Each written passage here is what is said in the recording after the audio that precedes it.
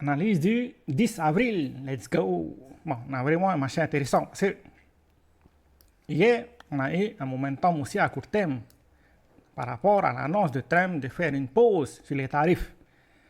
Ensuite, après la session de New York, on peut voir que le marché avait moins d'intérêt à acheter. C'est pour ça qu'on n'a pas réussi à continuer notre momentum haussier. D'ailleurs, les contrats reflètent le prix qu'on a eu. Il y a peu de contrats qui ont été ouverts à l'achat.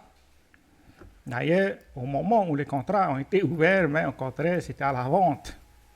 Et depuis, pareil, flat, là ici.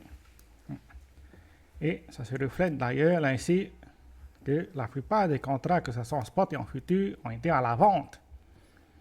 Donc, il faut s'attendre à ce qu'on forme un range entre ces deux niveaux-là. Ça, c'est notre intérim low et ça, c'est notre swing high. Donc, c'est les deux niveaux à surveiller par rapport à Bitcoin. Là, au-dessus, on peut voir, là ici, mais on a un gap. Et ici, on n'a pas comblé la totalité du gap. Donc, il y a des probabilités que le marché vienne combler le gap et finalement venir corriger, tester l'intérim low. À partir de là, soit on fait un range et on reste dans cette zone, c'est-à-dire en range, soit on casse ce niveau-là et finalement on arrive à créer notre swing high avant de reprendre bien sûr ce scénario aussi. Bon, l'autre scénario probable, c'est que le marché vienne tester le niveau du dessous plutôt.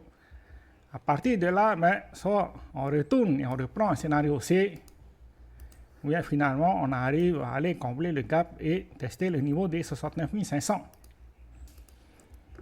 Donc c'est vraiment un marché intéressant parce qu'on peut voir les émotions qu'on a sur le marché. Par exemple, dès qu'on a eu l'annonce de Trump qui voulait arrêter, faire une pause par rapport aux tarifs, on peut clairement voir un mouvement haussier. Ça nous indique que la plupart des gens qui étaient sur le marché hier, qui se sont positionnés, c'était des contrats futurs. Et ensuite, le problème, c'est que dès que les contrats futurs ont remarqué qu'on n'avait pas de momentum, ils ont pris leur profit. Mais le problème, c'est que tous ceux qui étaient en spot ne se sont pas positionnés à long terme. Parce que si on avait des positions à long terme, on aurait pu continuer notre momentum haussier.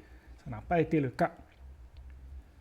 C'est pour ça qu'il faut vraiment faire attention au sentiment du marché, surtout en ce moment, quand on est dans un momentum baissier à long terme. Parce que tant que le marché n'a pas de confluence, c'est-à-dire, par exemple, si jamais Trump arrive à négocier des tarifs, par exemple, à 0%, et en même temps, Powell arrive à baisser les taux d'intérêt, parce que la nouvelle qu'on a eue hier soir d'ailleurs, c'est les taux d'intérêt à 2,4%, en dessous des attentes qu'on avait. Donc, c'est une très très bonne nouvelle pour l'instant. Maintenant, le but de Powell, c'est d'emmener les taux d'intérêt à 2%. Ça fait plus d'un an qu'il le dit.